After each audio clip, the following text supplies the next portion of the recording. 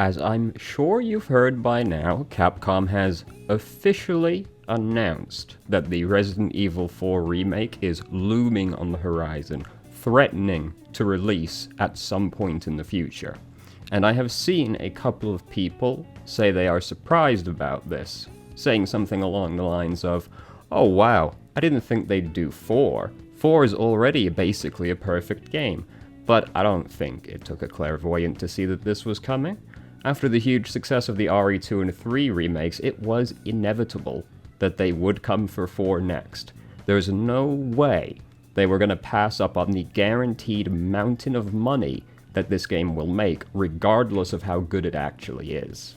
The question is just where exactly do they plan to stop with these remakes? Are they going to do 5 next? That seems pretty likely to me because 5 is actually one of Capcom's best-selling games, not just in the Resident Evil franchise, in general, actually. Problem is that the game is set in Africa, and big jarhead man Chris Redfield comes in to really put it to the locals, you know? It's got a little bit of a colonize-y vibe about it, especially once you get to the part where the locals look like that.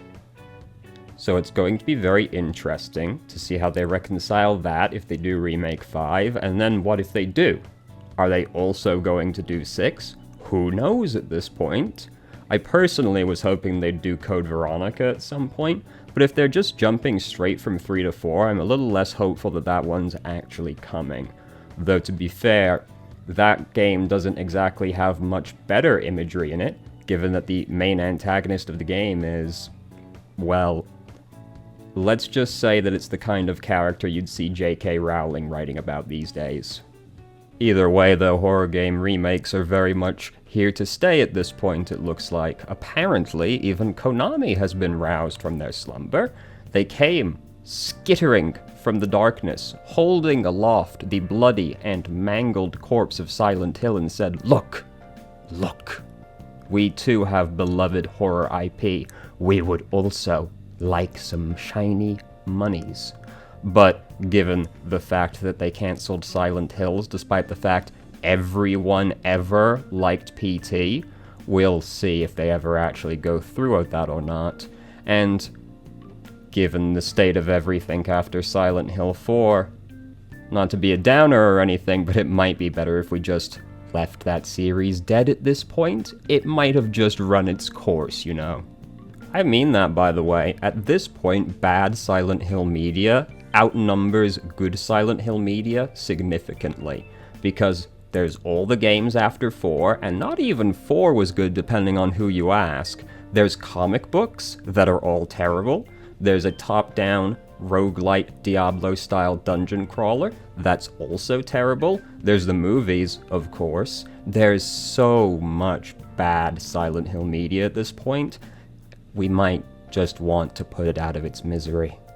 But forget all that. Throw those survival horror games in the trash. I want to talk about an action horror today, because it turns out that EA has also been lured out of hiding. They fished the rotting corpse of Dead Space out of the IP dungeon, and they plan to see if they can revive it, despite being the ones that put the bullet in it to begin with. Don't let my tone fool you, though. I'm actually quite hopeful based on the gameplay that they did show off. It seemed to have a vibe, you know, it had a pretty Dead Spacey vibe, whatever that means exactly. Although maybe I'm just too hopeful because I'm a pretty big Dead Space fan, actually. I even liked the third game, despite what EA did to that game, which we're not going to get into today.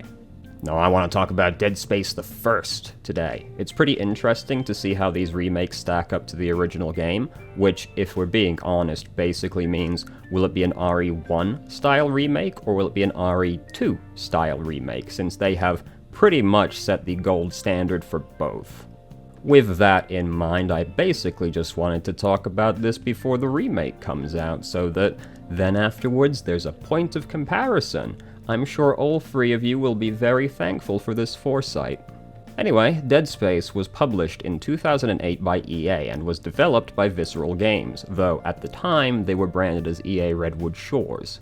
Very early in its development, Dead Space actually began production as a System Shock sequel, The story seems to go that the dev team were like, alright boys, go home, bust out those old CDs, and absorb them into your very being, so that we can make a faithful game. But then RE4 came out, and they went, alright, so throw all that in the trash, we're actually just doing this now. And so they shifted to making their own IP and based it heavily off of RE4 as a foundation. The inspiration is of course immediately obvious the second you look at the game, as it basically just looks like it's 3 copies of Resident Evil 4 in a trench coat.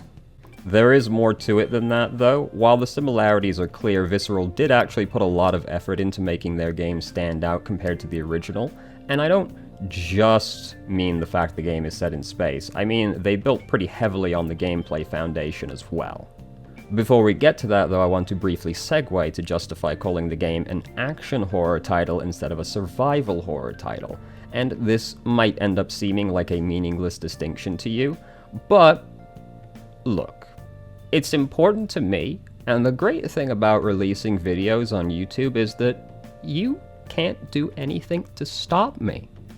Because you're just a microphone. Survival horror used to have a pretty distinct meaning behind it, but somewhere along the way, people just started calling a lot of very different horror games survival horror games. I think what most people really mean when they say survival horror is that this is a good survival horror game, essentially. But that's not what the term actually means. To me, survival horror needs to have 2 key ingredients, and Dead Space has neither of them. The first is scarcity of resources. Dead Space absolutely doesn't have this. In fact, I usually had the exact opposite problem of carrying too much shit on me and needing to leave things on the floor frequently. This is because the enemies in the game drop resources, and quite a lot of them as well at that. I'm tempted to say they drop something like 70% of the time, but as they say, 90% of statistics are made up on the spot. Point is, if the game is survival horror, you shouldn't get rewarded for actually killing an enemy, other than the fact that you just don't have to deal with that enemy anymore. Because a huge part of games like the early Resident Evil games is deciding which rooms you were planning to clear out or not, because you just physically didn't have enough resources to clear every single room in the game. So you had to weigh up how often you think you're going to pass through this area and decide if it's worth the cost or not. This ties in to the other thing that Dead Space doesn't have, which is backtracking. A huge part of Resident Evil and Silent Hill is getting locked in a large enclosed space, surrounded by locked doors and puzzles, and then just bumble-tumbling your way around the map as you get intimately familiar with it, and you crisscross back over yourself a bunch of times as you slowly poke and prod at the edges, unlocking more and more of the sealed-off areas by solving puzzles. Dead Space is nothing like this. It is a very linear game, and any puzzles are entirely self-contained to the room that they are in. And this is not a bad thing, mind you. We as a society did a lot of damage to the game industry when we started using linearity as a dirty word when we discussed them. So no, it's not bad that Dead Space doesn't have this, but it does mean it's not a true survival horror game to me. It's action horror, actually. Hopefully that makes sense to you. Now let's get back to the actual topic instead of just complaining about semantics. Dead Space has you controlling an engineer named Isaac Clarke. For this game, he is a silent protagonist, but this does change in the sequels. Personally, I don't really care either way which kind of protagonist that he is, but for some reason, there are some people who get, really bent out of shape about the fact Isaac changed between games. I've seen some pretty passionate arguments about it, that it ruined the series immediately when it happened. And I've never really understood why people think that exactly. In my experience, they just kind of come into the room, yell that opinion out, and then walk out with no further explanation. Real Sigma male stuff, you know? Admittedly, this does make the first game look a little weird in retrospect. With how talkative Isaac does become in the future, it seems strange he never said anything in the first game outside of grunting. But I'm prepared to just kind of ignore that. Just imagine it's because he's in a constant state of shock or something. Doesn't exactly seem unreasonable to me, especially given he's an engineer, he's not a soldier. Anyway, Isaac is part of a small unit that's being sent to the planet of Aegis 7. There's a massive ship orbiting it named the USG Ishimura, and it's gone dark, along with the colony on the planet itself. The Ishimura is a type of ship called a planet cracker, which does exactly what it says on the tin. They crack the planet open and harvest any resources they can out of the debris. While he is there to handle any repairs needed, he also has personal reasons for going. His girlfriend Nicole is a member of the medical staff aboard the ship, and he is concerned about this. Or, at least I assume he's concerned about this. He's kinda shy, as we said earlier. The only reason we really know this is because he keeps watching the last transmission he got from her over and over, and this lady comments on it. To absolutely nobody's surprise, shit hits the fan, but it actually starts before we can even get on the ship to begin with. The auto-docking feature backfires and we end up crash landing straight into the hangar bay, more or less destroying our only method of escape the second that we arrive. An ill omen for things to come, perhaps. Investigating the ship further, we find no one waiting for us at the reception desk, and it turns out the ship has entered some kind of quarantine. Isaac gets stuck in a separate room to everybody else while trying to gain access, and he immediately just gets cut off. We then watch through the window as most of the people we arrived with are treated to the sweet release of death. Fucking Billy gets all the luck, man, but, you know, good for him. Good for him. One drops into the room with Isaac, and we currently have no method of defending ourselves, so we're forced to flee the scene. We then get to watch this guy get absolutely obliterated by the elevator doors, which I think says a lot about how safe the inner workings of the ship are going to be, if even just a simple lift can decapitate you by closing the doors. So we're safe for a little bit, and we hear over the radio that only 2 other people survived, the Chief of Security, Hammond, and the computer tech, Kendra. We're currently cut off from them, and they can't proceed because of A, the lockdown, and B, there's a broken tram blocking the line. Luckily, Isaac is on the other side of the lockdown to them, so we can lift it, which is what we set off to do, so that we can get the tram functioning, and then hopefully we can find out what happened to the crew on the Ishimura, and maybe, if we're lucky, even save our girlfriend. It's going to be a very busy day for Isaac. I'm going to take a little break here to give you the obligatory spoiler warning now that the central mystery of the game has been established, more or less. I wouldn't say Dead Space's story is Shakespeare or anything, but, you know, some people, they like to experience a story on their own terms, which is fine. So, if you want to skip the spoilers, go to here, where we'll be moving on to the gameplay. So with our first objective in mind, we head off to clear the track. On the way down, Isaac locates the plasma cutter, which will be our primary weapon for the entire game. And around this time, we also get given no less than 3 separate messages explaining that the monsters need to be dismembered to kill them efficiently. Location-based damage was quite novel at the time, so they had to really bash you over the head with this fact to make sure it stuck. By the way, I'm not exactly sure at what point we learn what the monsters are called, so I'm just going to tell you now that they are necromorphs. There are multiple kinds of necromorphs, but that's the umbrella term that we're going to be using for them. Once the tram is fixed and the lockdown is lifted, Hammond and Kendra head to the bridge to try and find any survivors.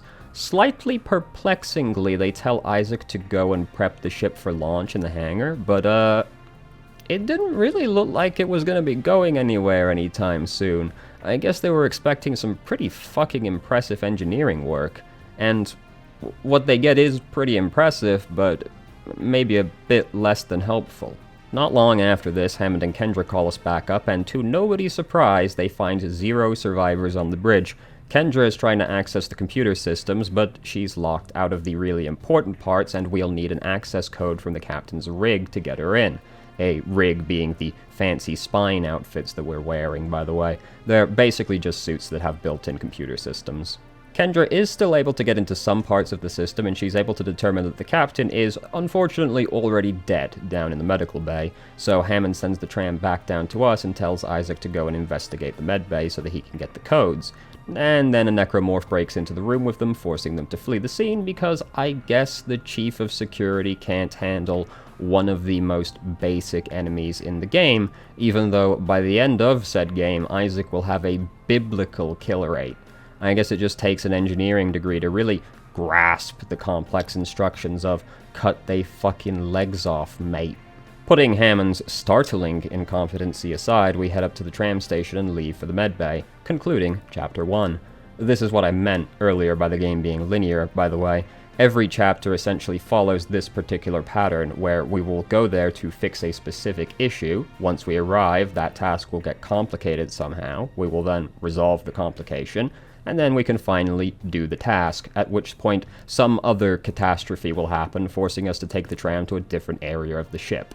Over the course of the game, we do revisit a couple of the areas, but basically every chapter functions as its own bespoke level of sorts. The Ishimura is huge, but we get restricted to pretty small areas of it in each chapter, and again, I don't think that's a bad thing. I generally prefer a more directed experience like this anyway, especially for a horror game, since it's a lot easier to set up unique set pieces if you know what the player will be doing exactly. And more on that later. And by later, I mean right now, as the second we leave the tram, we get greeted by this scene. It's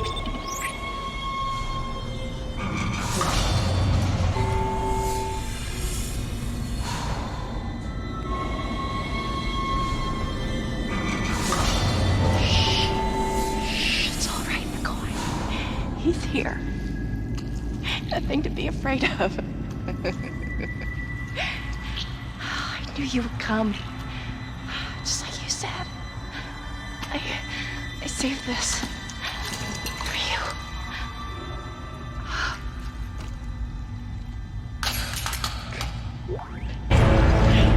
Can I go now? Use kinesis to move or throw objects. To take me. Just shut up. You can expect every encounter with a living being to be pretty much the same as this. The ship is very much going through an Event Horizon type situation right now, so even if someone has been lucky enough to survive this long, they will probably wish that they hadn't. The complication for medical is that the room the captain's body is in has been barricaded off at some point and we can't get in. Luckily, they had some fucking thermite in the med bay, so we go off to find that and break down the barricade. And it does it like this, which, I don't know, whenever I saw this on Mythbusters, it didn't exactly act like that, but I guess I'm not a space engineer, what do I know, right? While we're searching for that and a few other miscellaneous parts that we'll also be needing, we can find a few interesting audio and text logs on this deck. The most important one is a conversation between the ship's doctor, Kyne, and the captain, Mattias. Kyne is obviously distressed by what is happening to the crew and is having an argument with the captain about it. Kyne thinks the transformations are being caused by something called the Marker, which was found on the planet below when they cracked it open. The captain is very pleased by what is happening and describes it as being God's work. But Kyne and him don't see eye to eye on that matter. More on that later. Kyne also brings up the religion of Unitology in this as well. This is a very widespread religion in the Dead Space universe, and we will be hearing more about them later, as well as seeing a lot of very culty things during our travel. There is another log that's a report from Dr. Kyne talking about the colony. At the time he made the log, 40% of the people were suffering from extreme mental conditions, including depression, dementia, hallucination, you know, all the classics, which is, of course, now led them to starting to kill each other. So things were apparently not going well even before the whole parasitic organism business started. The last one I want to talk about is another report from Kyne, which is actually hidden behind this movable bookcase, and it's about the Marker. Well, not the Marker, as it turns out. It gets referred to as that a lot, but this log directly tells us that there is more than one of them. But this is the first one the Unitologists have ever found in the last 200 years. Kyne was very happy about this when it was discovered, but as we already saw, that didn't exactly stick around. Getting back on track, we collect the parts we need and destroy the barricade, gaining access to the morgue. This also happens. Science log, Chief Science Officer Dr. Kyne. Do not expect further elaboration. It's in the morgue that we also first meet these assholes.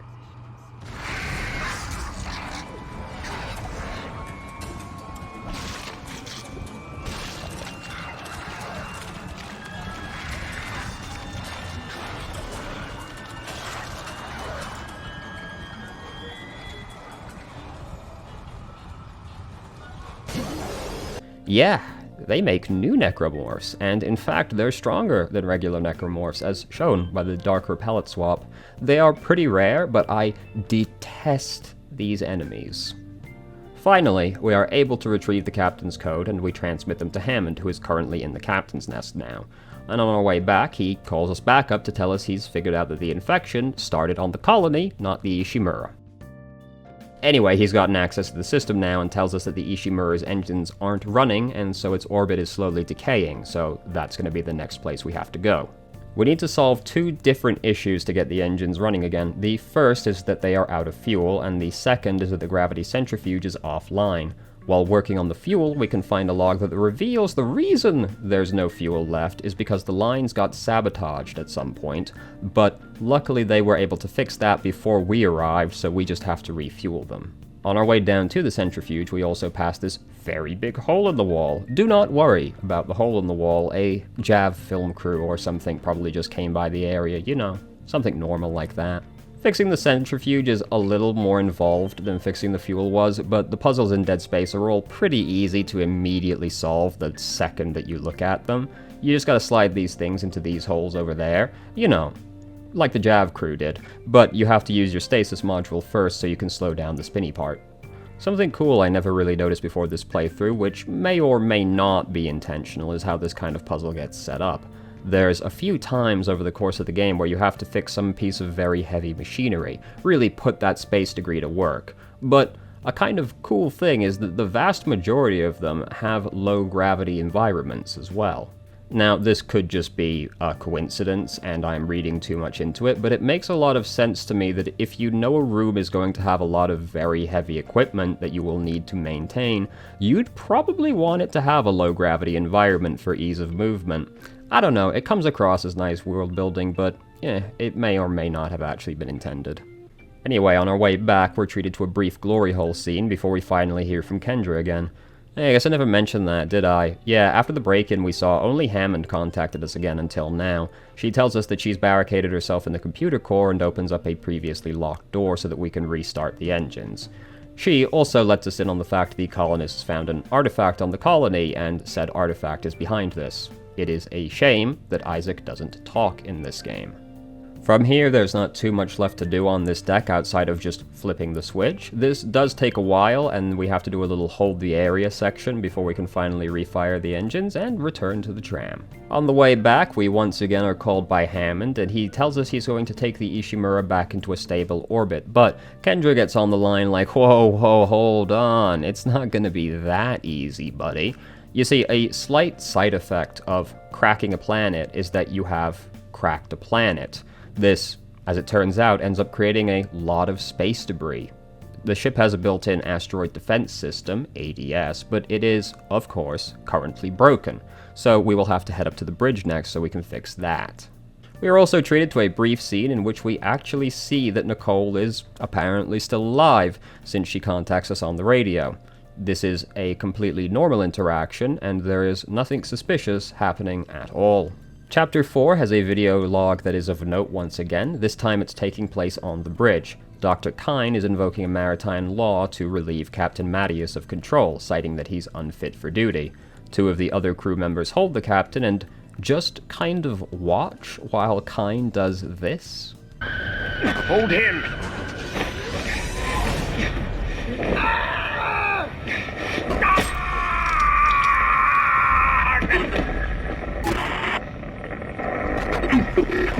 Dead. No, it was an accident. I had to stop him. Arrest the doctor. So, yeah, they decide they should probably arrest him after he did that. I'm not really sure if Kyne intentionally killed the guy or not, since it could just be the result of the dementia that he's obviously suffering from. But he might have also just wanted to kill him, for all we know. It seems just ambiguous enough to me that I could see it going either way. Once we reach the captain's nest, we are given a rare opportunity to talk to somebody in the flesh without a window between us. That is usually how these conversations go. So, that's pretty exciting. Kendra gets on the line and starts accusing Hammond of withholding information about the marker. She seems to think that he knew about it in advance, which he does admit to, but also that he didn't know that it was of alien origin. He just knew there was something they needed to get back. But he cuts the conversation short as the Ishimura is entering the debris field at a very convenient time for him. Now, this is going to seem like a completely inconsequential detail, but as we're leaving, we see a necromorph that Hammond locked in one of these escape pods. He said he thought it was dead, but it isn't actually, so he jettisons the pod. Just keep that fact tucked away in your mind palace for a little bit. Before we leave to repair the ADS, Hammond warns us that he saw a wide boy outside in the atrium, which was actually foreshadowed a little earlier as well by this. This necromorph gets kind of built up, but is actually trivially easy to kill.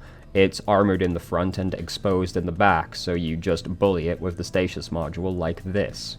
It's actually one of the weakest necromorphs, if you ask me. Turns out the reason the ADS is malfunctioning is a junction box issue, so we'll need to reroute the power supply to get it back online. The complicating factor is that to reach the boxes, we need to go through this elevator, but it's currently locked down, so we need to open it. While we're on our journey, we get another glimpse of Nicole that is, again, perfectly normal. There is no reason to be concerned. Isaac, make us whole again. Kendra gets on the line while we're trying to find the key to tell us something actually new about the necromorphs for once. I imagine most people until this point thought they were an infection type of deal, similar to the T-virus or something in Resident Evil, but it turns out they are biorecombinators, which does sound very technical and important. Essentially, they are actually just breaking down the dead flesh and then sort of molding it into new life forms, along with slowly corrupting the habitat that they're in. To me, it is not really much of an appreciable difference, but at least people were thinking this whole thing through. While working on the last junction box, we also run into this cheerful soul. Make us whole again.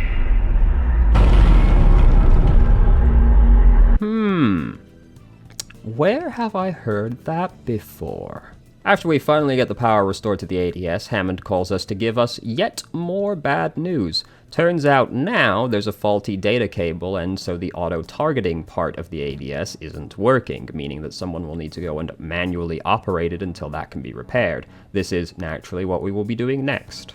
The unfortunate part is that to reach the gun controls, we will need to cross the exterior of the ship. This is the only piece of the Ishimura's architecture that flatly makes no sense to me.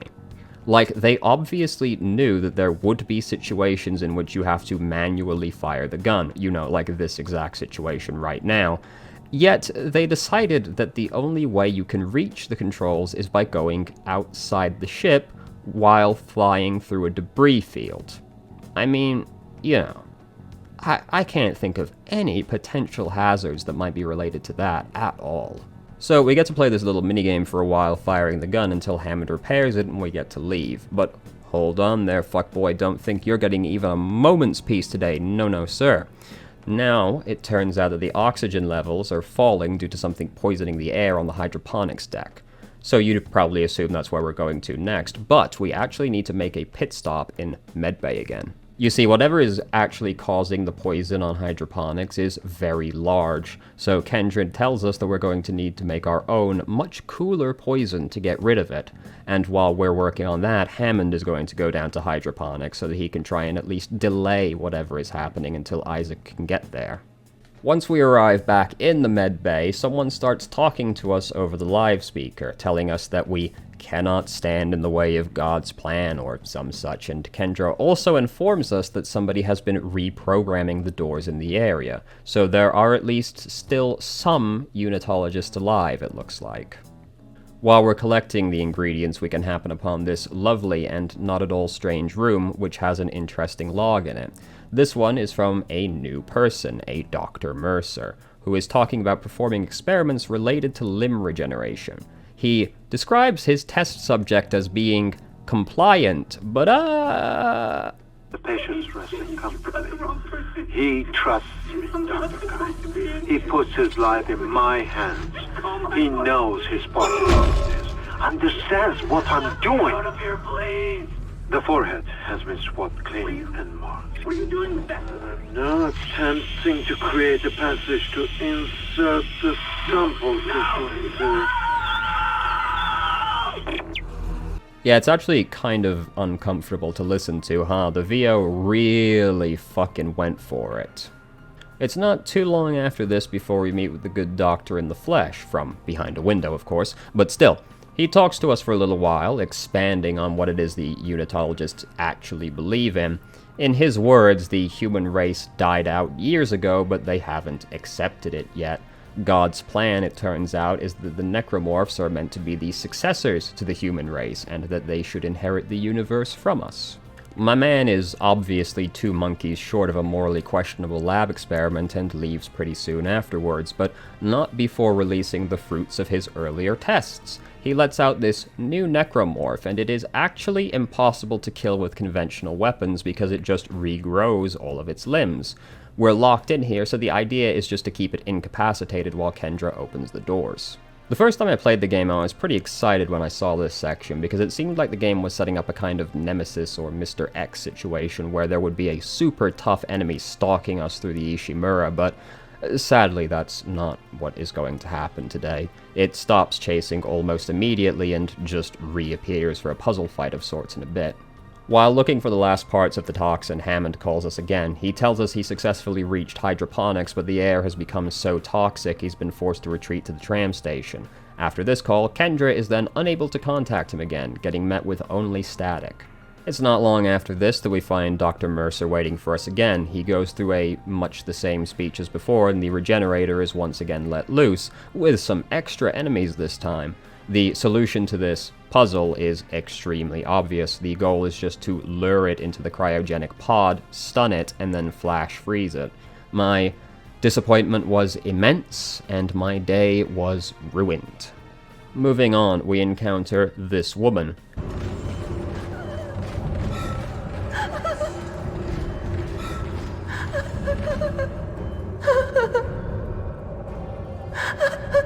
And this one actually upsets me because she's the only one that doesn't immediately kill herself in front of us, and she is clearly mentally broken. We don't do anything to try and help this woman. We just leave her there. You aren't even allowed to mercy kill her if nothing else. It seems pretty fucked up to not do anything at all for her, but that's where we're at, I guess.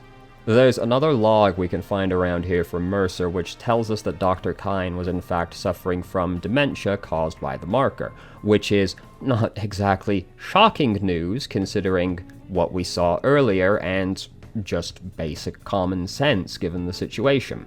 Mercer, not content to just fuck off for 5 seconds, decides the play is to completely decompress Medbay and lock Kendra out of the system. It is pretty obvious that this was going to happen at some point because this room has a very conspicuously placed oxygen unit on the wall, which only appears in areas that are in a vacuum, so it's not hard to foresee that this place will become a vacuum at some point. There's not too much else to report chapter-wise. We basically just find all the parts that we need to make the poison and then head off to hydroponics. Hammond does manage to get through to us again for a moment, but he gets cut off very quickly. Mercer then gets on the line to be weird at us again. He does casually drop the fact necromorphs are part of a hive mind in this as well, but that doesn't exactly come across as a surprise.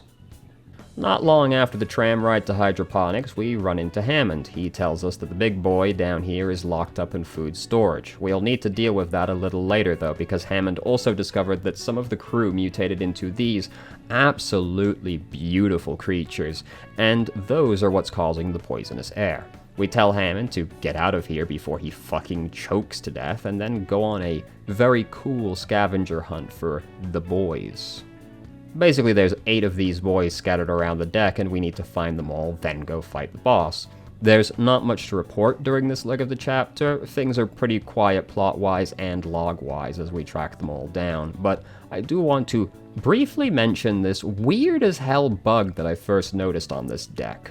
So, Dead Space's PC port was quite bad, and required some tinkering with to get working, more on that later. and I did fix the problems I was having, but one thing I couldn't resolve was related to these gooey floors. Basically, they just slow you down as you walk across them, and you can't sprint either. What I discovered, though, was that the second I came into contact with them, my mouse sensitivity would suddenly go through the fucking roof, and I have no idea why. It doesn't linger after you get off of it, but whenever you do encounter it from this chapter, I would just sometimes randomly vomit as I span around wildly, which was very cool, as you may imagine. Bugs aside, once the Giger-themed Easter egg hunt was over, it's time to go and kill the big thing in food storage. Kendra, at this point, lets slip that she's starting to get affected by the marker as well. She mentions that she saw her brother in the control room with her, but that isn't possible. So, presumably, he's actually dead, and she's just hallucinating him being there. It's time for a real boss now, though. We head down to food storage and use the poison we made for it, but it doesn't work anywhere near as well as we'd hoped, so we're going to have to go in there and solve this problem the old-fashioned way. It's a cool fighting concept. Basically, it's this giant wall of flesh that you fight in a gravityless ring, which I'm sure is super awesome to do if you're a person that gets motion sick from video games. Come to think of it, that's probably true of every zero-G section in the game. There's not too much to report about this boss. You shoot the weak points, you jump around to avoid the tentacles, you rinse and repeat until it eventually does die, which seems to take fucking forever. It's a really spongy boss, but I guess that's not too surprising given the sheer girth of this boy. Once we have slain the beast, Kendra gets on the line again. Bad news is she can't find Hammond's rig anywhere on the sensors anymore. Good news is that she's found an SOS beacon down in the mining deck. The plan now is to go down there, find the beacon, strap it to one of the asteroids they were mining after the planet crack, and then eject it out into space with the beacon to call for help. So, back to the tram we go. There are several mini-tasks we need to complete once we reach the deck, but they're not too interesting to talk about. But what is interesting is another log from Dr. Kyne. He's holding someone hostage in the processing area and demands he be given keys to the cargo deck, but the guy he's captured is just like, "What the fuck are you talking about, dude? I work in a completely separate deck to cargo." So Kyne doesn't really get very far here, but there's something in cargo he really badly wants. The reason that he's trying to get in is because that's where the marker is currently being held, and Kyne says it is of the utmost importance that he get to it. Given his earlier disgust by what was happening, it seems like he has at least some kind of idea of what needs to be done to fix the situation. Or he's just fucking insane, you know, it could be either or. Then there's this section. We go across this fucking massive chasm in the slowest carriage known to man, and Nicole is waiting for us on the other end. In the flesh, this time. You can't actually get to her because of this gap, but there's a panel over there that opens the door we need, so we have to do this small protect the girl sequence. She opens the door, she says she loves you, and then she fucks off to God knows where. So this scene actually really fucking aggravates me for reasons that I can't get into yet because we still need more context for it. But I would like you to tuck this scene into your mind palace as well. Just put it right next to the escape pod I asked you to hold on to earlier. The rest of the chapter is wholly unremarkable, plot-wise. We find the asteroid, we attach the beacon to the asteroid, we launch the asteroid. It's after this is done that Kendra calls us to say that the communication array isn't working, so even if somebody does respond to the SOS, we can't actually contact them, so we're going to need to fix that next. It seems like we might have wanted to do that before we launched the beacon in hindsight, and doing things in this order is in fact going to create a lot of problems for us in the near future. We take the tram back up to the bridge again and are immediately called by Kendra once we arrive. She tells us that a ship called the USM Valor has responded to the distress call. She then shows us the message, which is from the most evil-looking man I've ever seen. This somewhat baffles me because we're currently on our way to fix the comms array. Apparently it's able to receive messages but not send them, which seems to me like if the signal can reach us, we should be able to return it, but I guess I'm not a space engineer, so I don't know. I'm not even a real engineer. Maybe this makes perfect sense technologically, but it just seems odd to me. Story developments, as you may have noticed, have become a little more sporadic now as we keep skipping forward, which we're about to do again because nothing happens before we fix the array. The only thing really worth mentioning at all is that Kendra calls us to say someone is listening in on our communications, but, like, obviously, we already know from earlier that Mercer at least has access to the same frequency as us. Alright, now, head into your mind palace, dig that escape pod up and bring it back, because it's time to talk about the reason I asked you to hold on to it. Once the array is finished, we get a new message from the Valor. It's a recording that's been set to repeat every 30 seconds until the Ishimura responds, and they tell us that they've picked up an escape pod that was nearby. Kendra, the audience, and Isaac then all slowly turn to look into the camera. The increasingly confusing comm systems continue to cause issues, though. Kendra says she's opening the blast door so she can boost the signal because she can't actually communicate with the Valor right now, except for this one message we received again, but you know, whatever. Anyway, they will obviously have opened the pod by now, but she wants to warn them about it. Realistically, this shouldn't be an issue because the Valor is a military ship. I would expect them to be able to handle the most basic form of the necromorphs, especially a single one of them.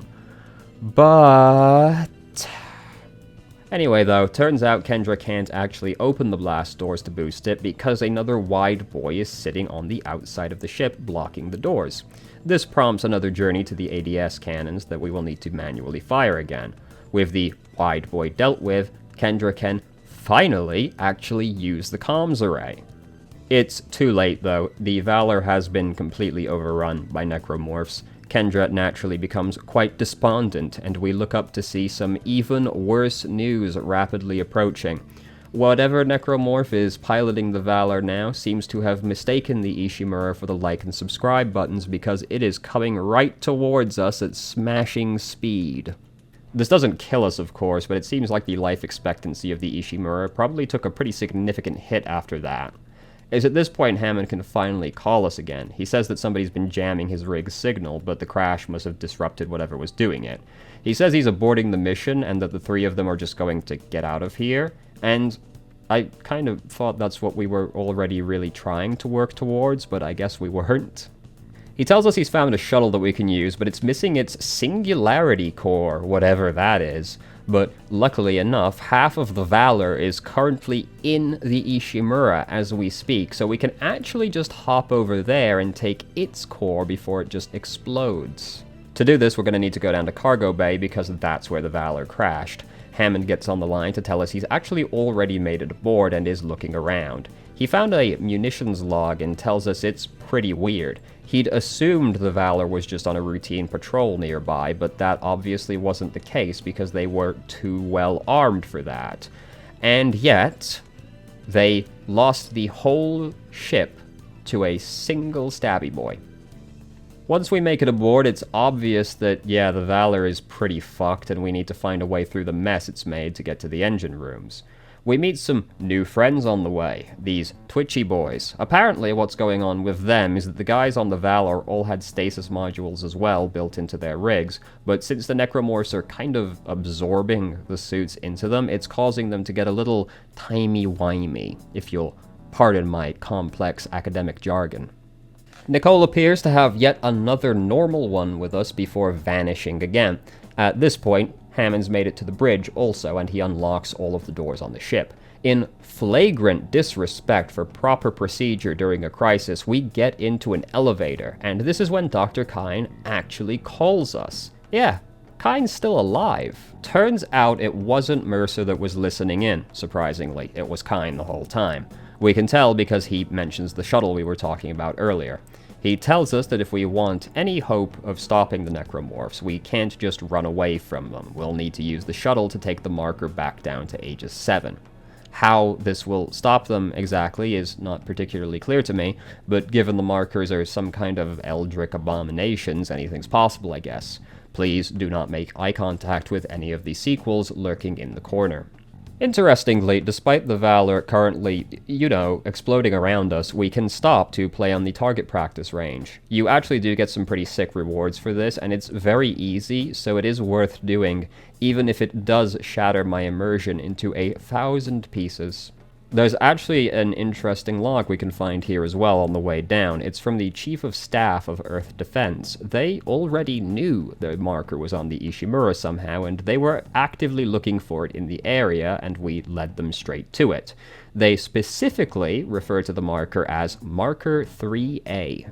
This is something of a plot twist that you can miss at this point if you don't read the log. We heard earlier that the Unitologists have never found a marker before, despite looking for 200 years, outside of the one that initially kicked off their religion. But since this one is 3A, it seems like we can assume EarthGov has found at least 2 other markers besides this one. More on that later in the last chapter. So after thoroughly fucking around, we bumble-tumble our way down to the engine room and retrieve the Singularity Core. Hammond enters the room at this point, and it's time to say goodbye to our boy because he doesn't know what you need to do to bully the tanks. He's also using a pulse rifle as well, a common rookie mistake. All the weapons in this game that are designed to be used as weapons feel awful. It's mining implements where it's at, bro. This is of course no problem for us, and we beat a hasty retreat, escaping just as the Valor explodes. Not sure how this doesn't completely destroy the Ishimura at this point, if I'm being honest, but I don't know, I guess it's a rubber explosion or something. Our next stop is the crew deck, since that's where the shuttle is docked. The nav cards have also been sabotaged in it though, so we're going to need to find some replacements once we arrive. As we search for those, we find a log that talks a little bit more about the Church of Unitology. It apparently was founded by someone named Michael Altman, who began worshipping the original Black Marker, an alien artifact that was discovered on Earth. Not far from here, we run into Mercer again, and he's taken this dude hostage. We actually do know who the dude is, but I haven't really talked about him much. His name is Jacob Temple. He's the engineer that was trying to fix the engines earlier. There are a lot more logs around that detail a kind of a side story that's been going on with him in the background, where he's been trying to find his girlfriend so they can escape the ship together. And, I don't think that he's gonna get a very happy ending to that side quest, though. Just a hunch. So, naturally, Mercer leaves before we can get into the room, and I'm not actually sure exactly how he gets out of this room from leaving that way, but hey, whatever, I guess. While we're looking for all the nav cards, we find this Zero-G basketball room as well. You can play it here, and it does reward you, much like the firing range did, but this one is super fucking tedious, and I don't recommend bothering with this one. We can also find this looping message in the crew quarters as well. It's a video from Mercer that shows us he pretty much convinced most of the crew to commit die, and he has been assisting anyone who didn't like that idea very much. After we finally collect the last nav card, we are once again subjected to more of Mercer. He calls us up and basically shakes his fist while yelling, "You won't get away again!" And then he lets the regenerator out of cryostasis. I was instantly excited by the renewed possibility of a Nemesis situation. I went from flaccid to solid obsidian instantly. It didn't last very long, though. While we're fleeing, Kyne calls us back up and tells us to meet him in the executive block, since that's where the shuttle is. Kendra, however, tells us that she's suspicious of Kyne because, and I know this sounds far-fetched, but bear with me, she thinks he might be insane. I know. It took me by surprise as well. Thank goodness Kendra was here for us, or who knows what could have happened. As if to prove a point, we immediately walk in on Kyne, and he is talking to nobody, but he thinks he's talking to his deceased wife, who we learn he's also been seemingly taking orders from this entire time. We learn now also that Kyne was the one who was sabotaging the ship's systems, and he shows us a video from Aegis 7. Turns out this big boy is the Hive Mind, and it doesn't seem overly pleased that someone came along and rudely cracked its planet. Apparently the Hive Mind can be contained somehow if we return the marker to the planet. Can't really say I see how it's going to do that, but again, I'm not a space engineer or a space doctor, and it's not like I have a better plan anyway, or any plan at all, really. I've mostly just been vibing around the ship, having a good time with the Wiggly boys, you know? So anyway, we tumble-bumble our way down the elevator and repair the shuttle. And if the whole talking to people through windows has been kind of annoying and forced to you, get ready to pop a blood vessel. Once the nav chips are in, we go to this tiny room and release the docking clamps, and now we're stuck in here so that Kyne can monologue in peace, which is quickly followed by the regenerator reappearing again. Dealing with it again is insultingly trivial. We're going to do exactly the same thing we did previously, but this time we're going to use fire instead of cold, and I am, once more, immensely disappointed. I don't know, this is just the only thing about Dead Space that really bothers me. Like, I'd expect a near immortal necromorph to be quite a bother to deal with, personally, but he's completely pathetic. Like, he's basically just a tankier version of the basic necromorphs, and, like, he kinda gets foreshadowed, so I wish he was just more intimidating. And, yes, I did like Resident Evil 3 more than I liked Resident Evil 2. How did you know? Putting that aside, though, Kyne takes the shuttle down to the hangar bay and asks us to bring the marker down from cargo, so that's the next stop. And we get one last message from Mercer on the way down. Your time has come. No need to be frightened. No reason to fight. Many have gone before us, and now it's time for us to take the voyage together. Transcend death. Future take its course. Join me as I gaze upon the face of God.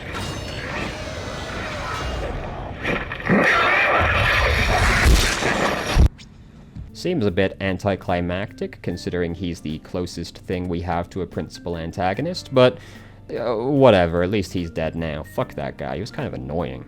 So now we enter the penultimate chapter, and I must say I find both of the last chapters pretty tedious because of what they entail. The bulk of the remaining 2 chapters is just moving the marker along these rails. First, we're going to need to load it into the shuttle, of course, and then once we're down on the planet, we're going to need to move it to a very specific location. And, to be honest, I don't know why. They just said we had to return it to Aegis 7. I don't know why it needs to be a specific spot. It seems like, to me, just ejecting it out of the ship and aiming at the hive mind ought to be good enough, really. It's just kind of tedious because moving the marker has this tiny side effect, practically imperceptible, of drawing every single necromorph on the ship to it. So there's a lot of move the marker a few feet, fight a wave of enemies, move the marker a few feet, fight a wave of enemies, etc., and it just wore me down pretty fast. It only takes probably like 15 or so minutes of moving in total, so it's not like it's awful or anything, but it just seemed a little padded toward the end. Like, not even all the rooms you take it through down there even spawn enemies, so I don't know. Anyway, while we're doing that, Kendra is making her way down from the control room to the shuttle. Once we're all loaded up, this happens. Over here! Hurry! There's no time to waste, we must do it!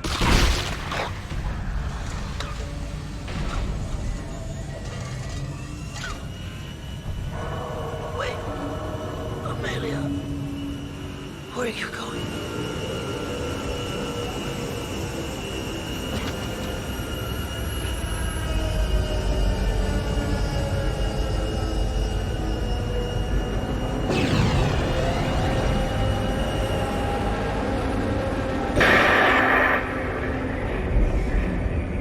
So yeah, it turns out Kendra was the traitor all along. She actually works for EarthGov, and her mission has been to return the marker this entire time. She confirms to us that this is just one of many markers, but it's actually man-made. This one was reverse engineered from a genuine alien artifact that was discovered on Earth, the Black Marker. It's at this point I wondered what we would do when I first played this game. Isaac is currently mute, and I thought, but now he's got no one to take orders from, since Kendra has fucked off and Hammond is dead. Will he suddenly develop some sense of agency? No, of course not. Nicole calls us up and asks us to meet her in the control room next door, and again, nothing is suspicious about this, everything is fine, please do not pay any attention to the alien glyphs. Turns out Kendra didn't really think this part of her plan through very thoroughly, because we can literally just hit this button and suck the shuttle back into the Ishimura, and it makes this noise when you do it. Naturally, she ejects one of the escape pods before it can get back aboard, because that would be a pretty awkward interaction to have. But we have the shuttle either way, and we can finally go down to the planet for the last chapter. Dead Space. Yay, they said the name. Woo! We finally get a look at the planet, and yeah, it sure does look like the people here went kind of fucking crazy, alright, given they're in some kind of state similar to this everywhere. At least, you know, the ones that stayed dead anyway. Like I said, the task isn't too complicated now. We just need to move the marker into position along the rail. We do branch off from the rail at one point to restore power, but it's like a 2-minute diversion. It's really not a lot. But this part here makes me irrationally angry. There's these 2 bridges that you need to raise so you can actually get the marker past them, but for some reason, each bridge only has 1 control panel, and they're on different sides to each other. So you have to lift this one, and then cross the gap to lift the other one. I don't know why, but this makes me really mad that I had to cross over the gap. Like, you just had to squeeze those extra 2 seconds out of me. Didn't you, Dead Space? Didn't you? This final stretch of movement is actually pretty stressful though, I must say. Scariest part of the game for me. I can't exactly put my finger on why. I guess it's just some combination of the landscape, the constant screeching monsters, and the OST's conductor just going ham in the background.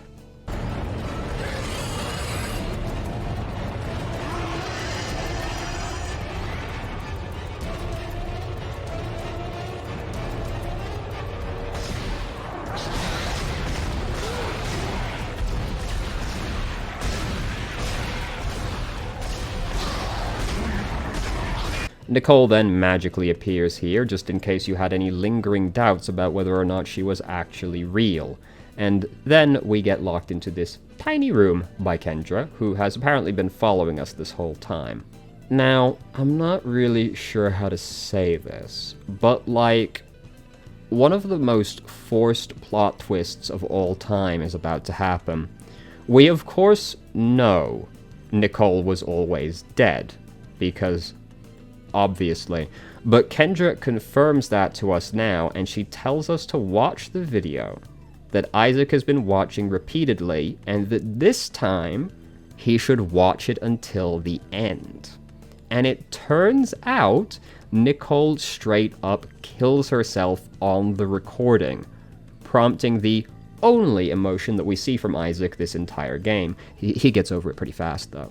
So I guess you could make the case that Isaac was just in some kind of super hardcore denial about this, but I mean, it seems a little fucking in your face, buddy, and you've been watching this in front of other people before. No one thought that they should maybe bring this up?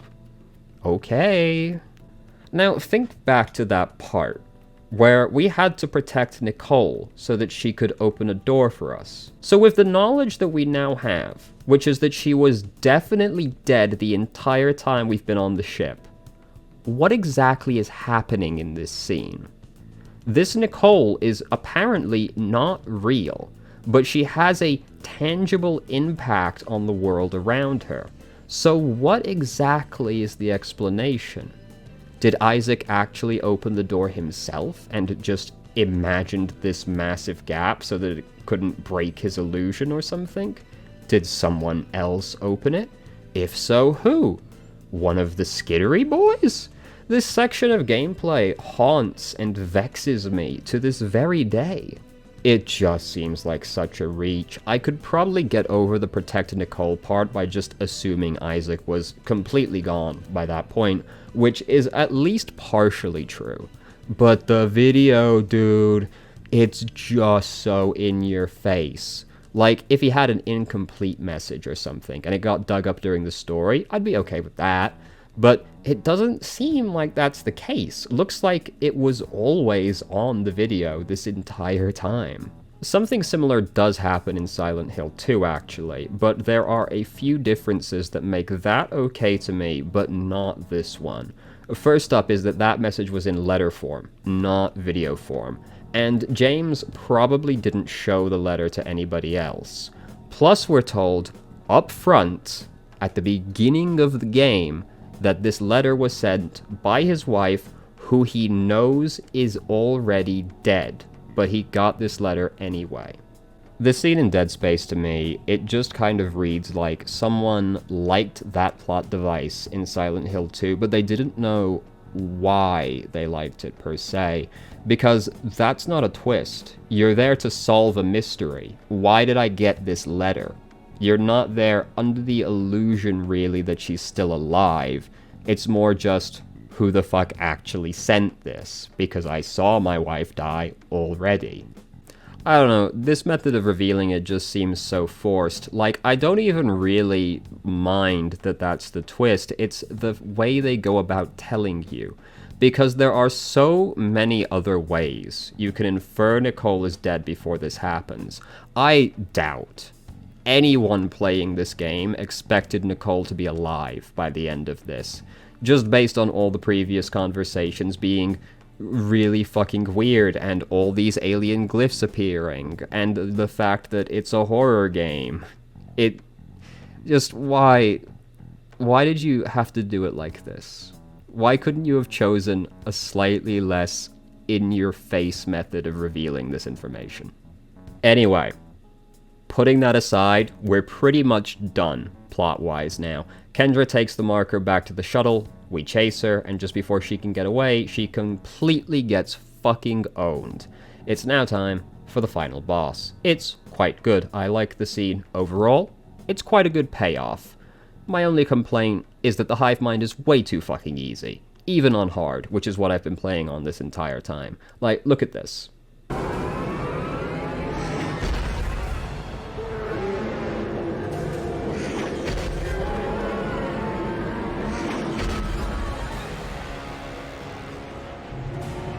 So, we beat it, and it turns out the marker didn't really need to be in a specific location, because we're getting the fuck out of here the second we kill it without moving the marker back into the other spot. Finally, we are alone in the shuttle. We can finally take our helmet off and have a nice, relaxing sit.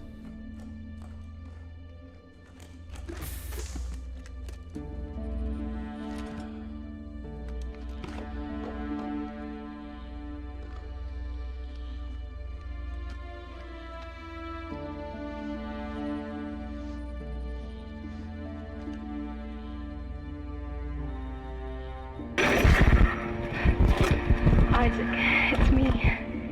I wish I could talk to you. I'm sorry.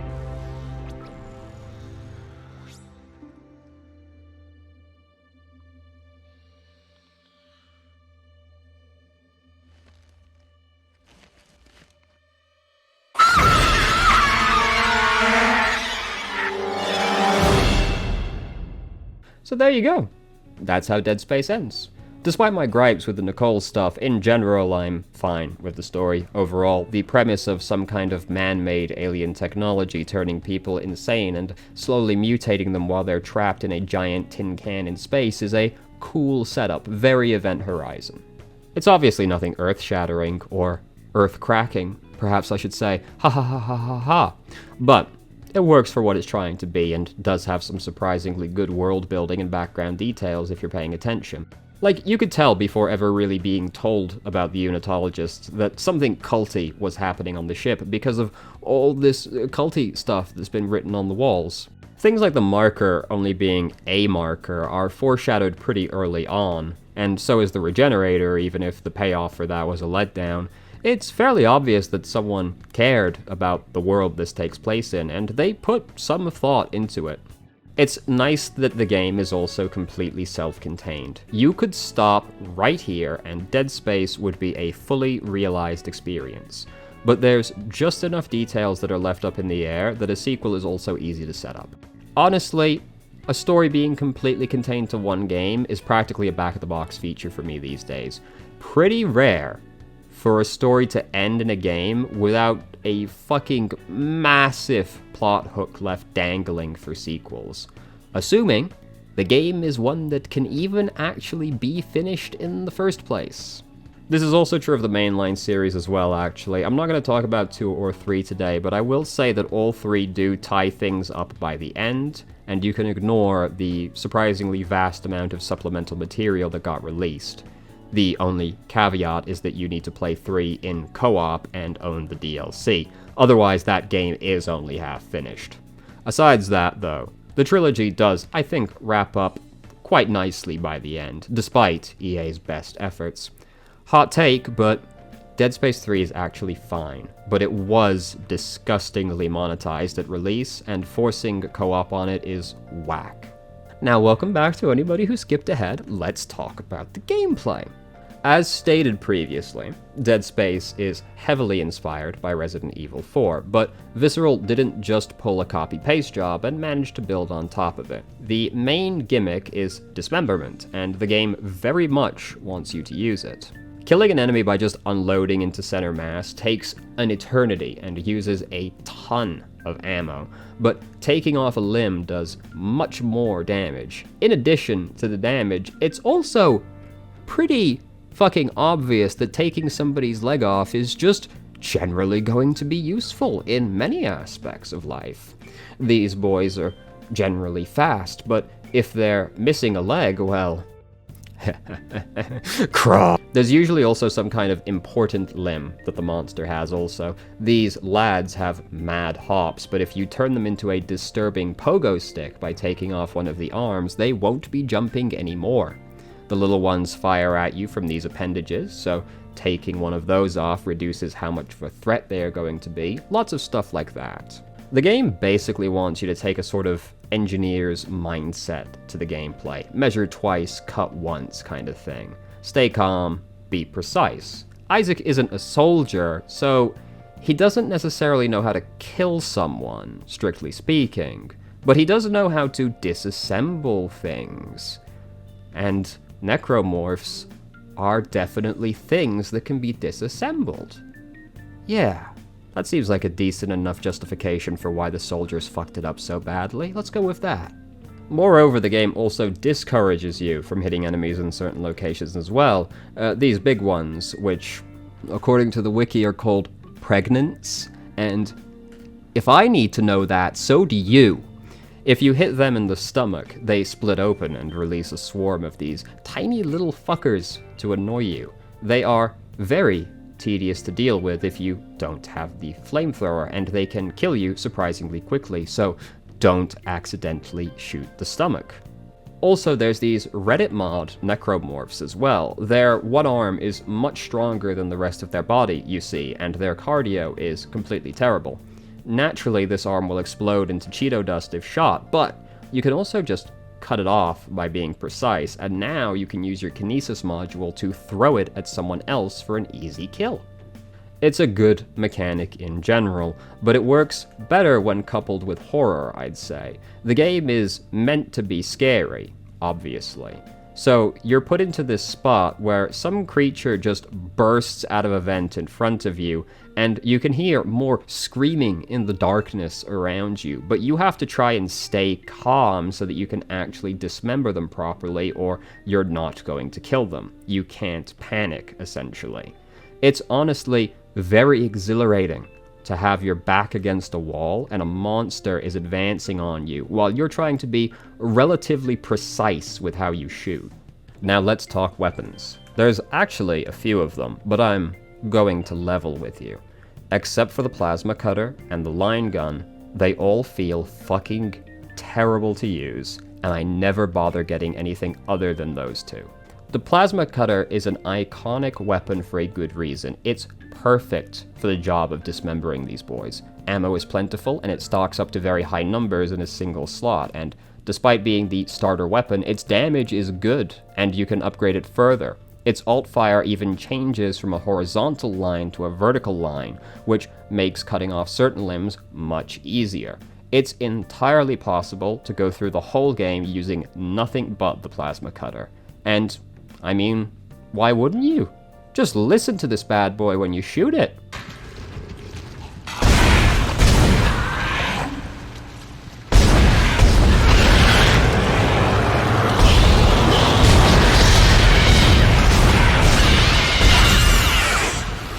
That's some good fucking feedback right there.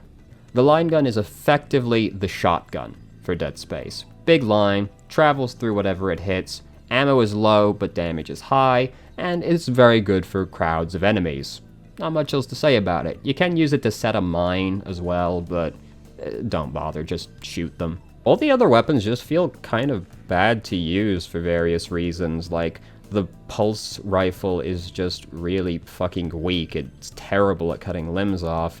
The Ripper is pretty high damage, but something about it just doesn't feel like it has much weight, despite the fact you're holding a fucking buzzsaw out in front of you that just chops through the enemy. It just doesn't feel like it has much oomph behind it. And the flamethrower is, I mean, not really an instant kill type of weapon. It just feels kind of lackluster.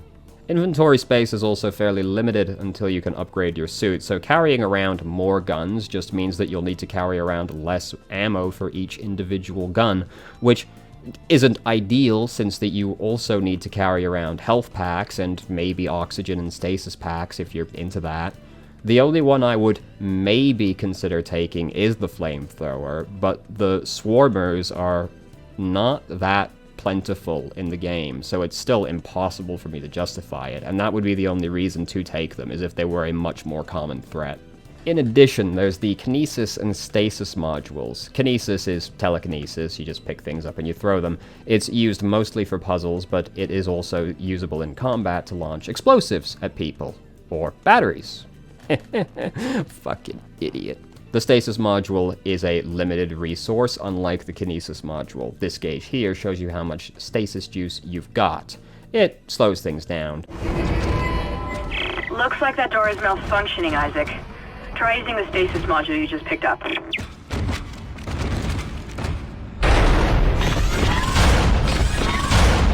It's used for lots of puzzles, typically hazards that you need to get past, but it can also be used in combat, as you may imagine. It's very helpful against faster enemies like those twitchy boys. The gauge doesn't refill on its own, but you don't need to worry about conserving it, because if a section requires use of the stasis module to get past, there will be a wall-mounted unit somewhere nearby that you can use, so you don't need to worry about getting soft-locked by using it too frequently or anything. In general, resources are quite plentiful anyway. Enemies drop a lot of ammo and money, and there are these shops that you can go to buy whatever you really want. Initially, its stock is a little limited, but you will find schematics that open up new things to buy when you revisit the shop with the schematic. The only thing that is fairly rare is called a power node. These are what you use to upgrade your weapons and your suit at workbenches, and they are also used to open some special doors. They are found rarely from these hatches on the walls, but you can also buy them. They are 10,000 each, so extremely expensive, and you need a lot to upgrade one gun because each node is only one spot on the tree.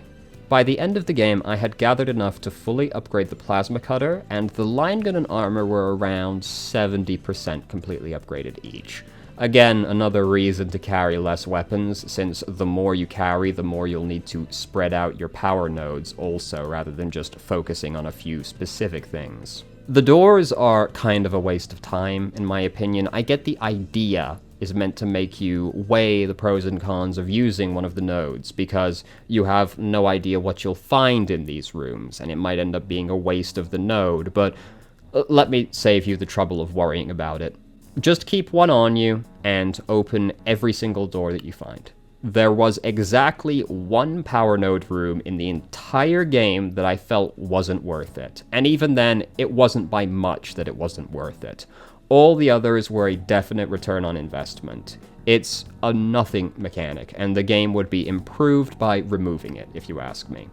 Putting aside that, one real issue that I have, though, Dead Space has been very tightly designed, gameplay-wise. I don't even really care that most of the weapons aren't that fun to use, because the two that are fun to use are extremely fun. The plasma cutter and line gun are breaking their backs to carry the rest of the armory. I could perhaps, under duress, at gunpoint even, admit that I don't really like the zero-G areas that much as well, I suppose, but that's mostly just me being bad and getting disorientated very easily. If you suffer from motion sickness, you'll probably want a bucket on standby for some of the more involved zero-G sections. The game's also pretty easy, in my opinion, but from what I've seen, I'm apparently in a minority for thinking this, for what that's worth. I admit that I don't find Dead Space all that scary either, because I think Isaac is too competent as a fighter. I feel like I am much stronger than the Necromorphs are, and when one of the little lockdown arenas starts, I'm not locked in there with them. They're locked in there with me. I don't want to get too into this topic right now because there is some debate about whether or not you need to be completely powerless in a game for it to be truly scary or not. This is a subject that's worth its own video to discuss, so I'll just say for now that no, I don't think a game having good combat means it can't be scary. But in Dead Space's case, I do think Isaac crosses the line and is too powerful overall for a really scary experience. But that's a very subjective opinion, naturally, and it's entirely possible you won't even think Isaac is that strong, depending on how you feel about its difficulty.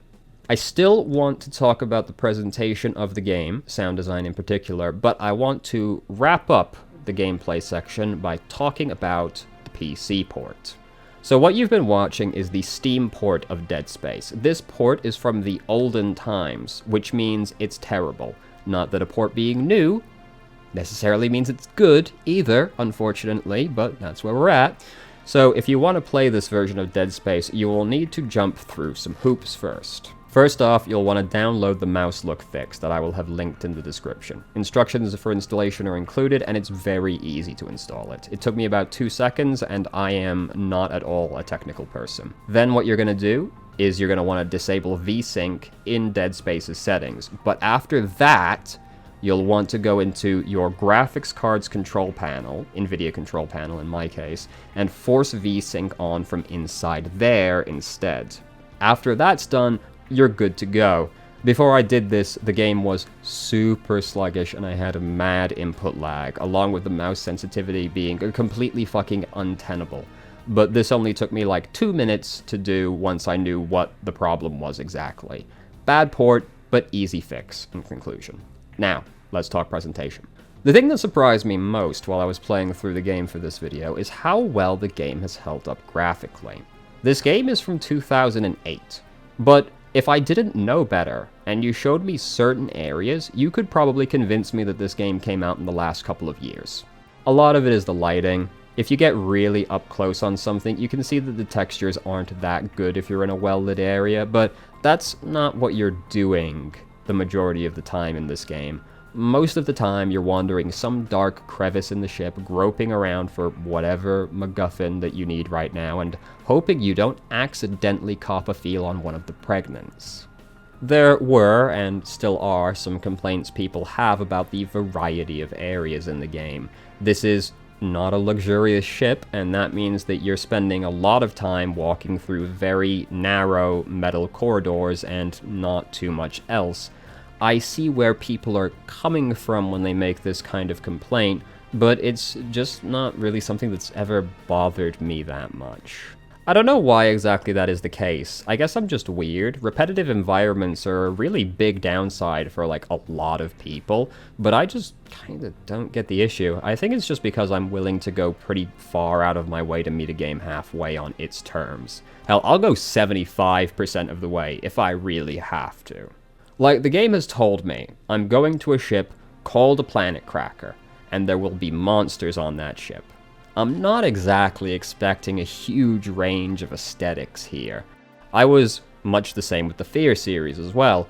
Most of those games are just office buildings or labs and the like, but, like, who cares? It's about corporations fucking around with things they shouldn't be fucking around with. Seems fair I'd be going in to bust up a few of the offices, and, like, look, I've been in offices before. They don't exactly come in a huge variety of flavors. Maybe that's just me, though. Given the volumes of complaints I see about this kind of thing, it's definitely a big deal for a lot of people, and yeah, if you're one of those people, then Dead Space will probably wear out its welcome a little faster for you, since it's mostly just metal halls. Though the game also isn't super long, it'll probably take you like somewhere between 6 and 8 hours to complete your first playthrough, so it's not like it's going to get super repetitive. And some areas are different. Hydroponics is very different to the engine room, as you may imagine. Well, maybe not very different, but pretty different. Moving on, I'm not super in love with most of the monster designs. This guy looks great, holy shit. First time I ever saw this boy, I was blown away though. Now that is one creepy looking motherfucker. And then it does this. Amazing. Best monster design by far. Most of them are pretty generic though, nothing really wows me about most of the cast, but it's also not really a game where you're meant to be stopping to gaze deep into the monster's eyes and decide if you're going to swipe right on it or not. Like, these basic boys are very boring if you just look at the model in isolation, but when they're presented to you like this, that's a lot better. It doesn't look so bad anymore, right? Again, the lighting is putting in a lot of legwork here. It suits the atmosphere, or maybe the lack thereof. Get it, because you're in space. Well, and covers up a lot of the more aged aspects of the game. A lot of horror game monsters would look boring if you saw them in a well-lit room alone, but most horror games also know that they shouldn't do that, so they don't do it. We should also talk about the integrated HUD. You've probably noticed that my boy is rocking a pretty well-defined spine here. I'm sure you've guessed just from watching, but that's the health bar. Dead Space decided it would be a good idea to go for a very minimalist HUD and integrate as much of it as it could into the gameplay. I'm not bringing up a menu to check my inventory. Isaac is bringing up a menu so he can check his inventory. A small but important difference. I like me a good user interface, and what I really love is a UI that works its way into the game's vibe. Persona 5, for example. Yes, I know everyone brings up Persona 5 when they want to talk about UI, but that's because it's fucking best in show, alright? Let me have this. Anyway, P5's HUD is such a huge part of that game's vibe. It would feel like a completely different game if you just slammed Persona 3's HUD onto that bad boy. The UI is an underappreciated but important part of setting up a vibe, so it makes a lot of sense that a horror game would want to run with as little HUD as possible, because horror games, more than any other genre, absolutely require at least some level of immersion for them to work at all, and nothing is going to be better at ripping you out of an experience than dealing with the UI. That's why P5's HUD is so praised. Obviously it just looks great by itself, but most JRPG HUDs are fucking atrocious, and feel like looking at spreadsheets instead of playing a game, which is literally what you're doing, but I don't want to think about that, you know? They totally rip you out of the experience. But then Persona 5 busts through the door and it slams its dick on the table and says, what if HUD good, actually? And that's why P5 is the best JRPG. No, I will not be taking questions or feedback. And yes, I have played the mainline SMT games before you ask. I am going to have to ask any passing SMT fans to grow a personality that consists of more than just the trait Persona bad, Nocturne good. It's okay, guys. We could just say both good instead. Not Persona 1 though, that shit is bad. Woo, fuck that game. Anyway, let's move on from the GUI and complaining about fandoms and get on to the real showstopper here, the sound design. Dead Space might just have the most perfect horror game soundscape I've ever heard. Just get a load of this ambience.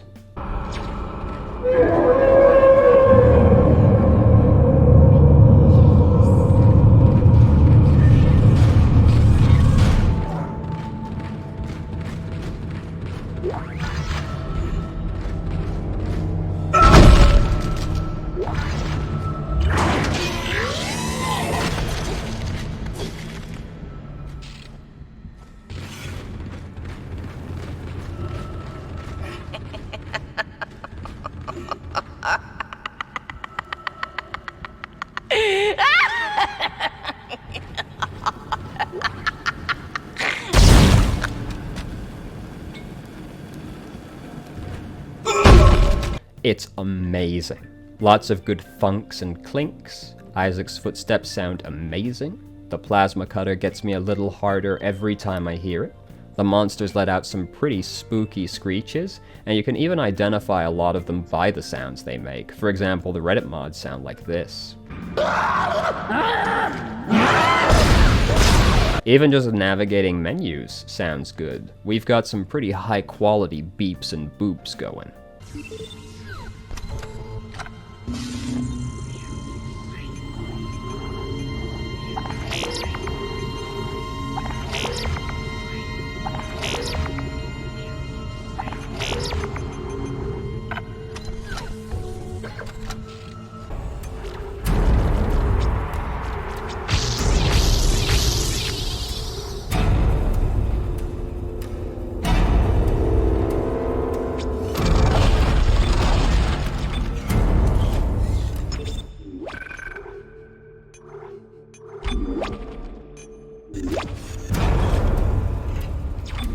What it is exactly that makes horror games actually scary can be difficult to nail down, especially since it's one of the most subjective genres that you'll ever find.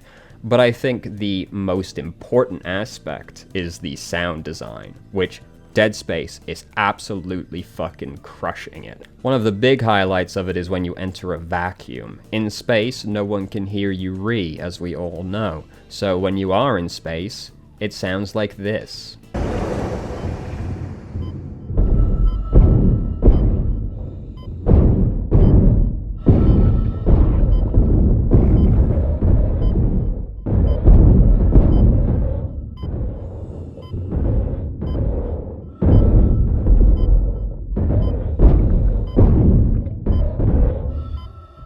This is absolutely fucking terrifying. I feel like I'm being smothered to death. And then there's the fact you suddenly can't hear when something is approaching you anymore.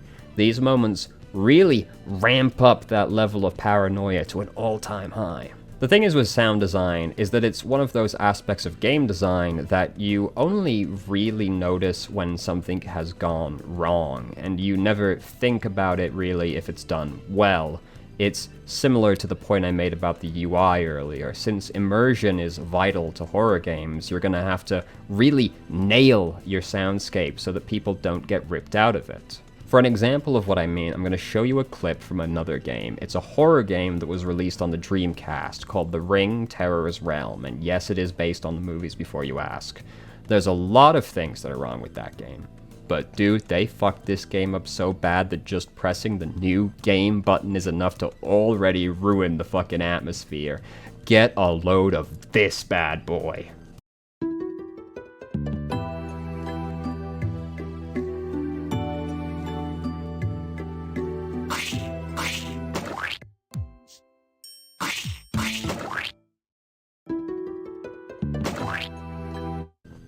You know, after hearing that, I might not be in the right mindset to be scared anymore.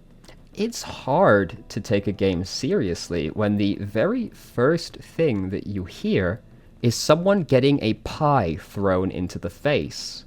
And it's all downhill from there. So basically, don't underestimate how important sound design is. It's a very subtle thing that has a huge impact on the overall experience. Something else that I appreciate about Dead Space is that it actually has an OST. I've noticed that a lot of modern horror games seem to be adopting the mindset that actually playing music ruins the immersion or something, and they have started to drastically cut down on the amount of background music. This is obviously not the case, but I don't really see people talk about this very much. I think it's a shame when designers make this kind of decision, because music is something that can really elevate an experience to a whole new level. Like, imagine you're playing, I don't know, Devil May Cry 5, and you're fighting Virgil at the very end of the game. Everyone knows the fight is amazing, and they also remember this moment right here. This has nothing to do with it. Calm down. Do with me? It has everything to do with me!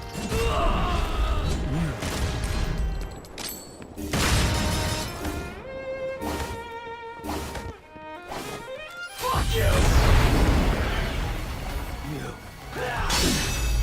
me seriously now.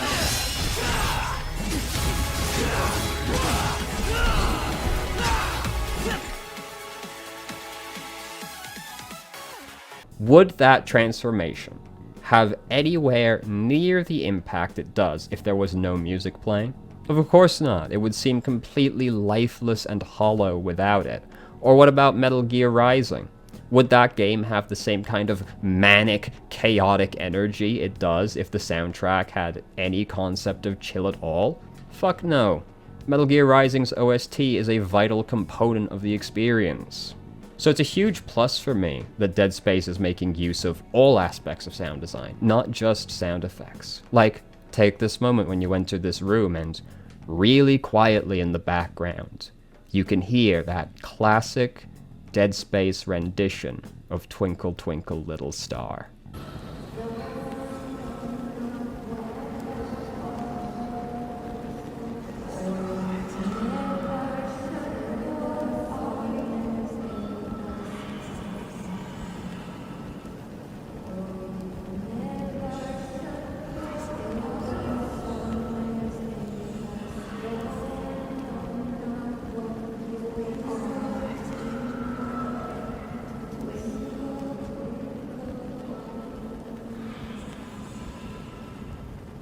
Absolutely perfect. I could keep going from here, but this video has started to really drag on by now. I've already typed 21 pages, and at the time of speaking, I've been talking for 2 hours and 20 minutes, though obviously I'm going to cut it down.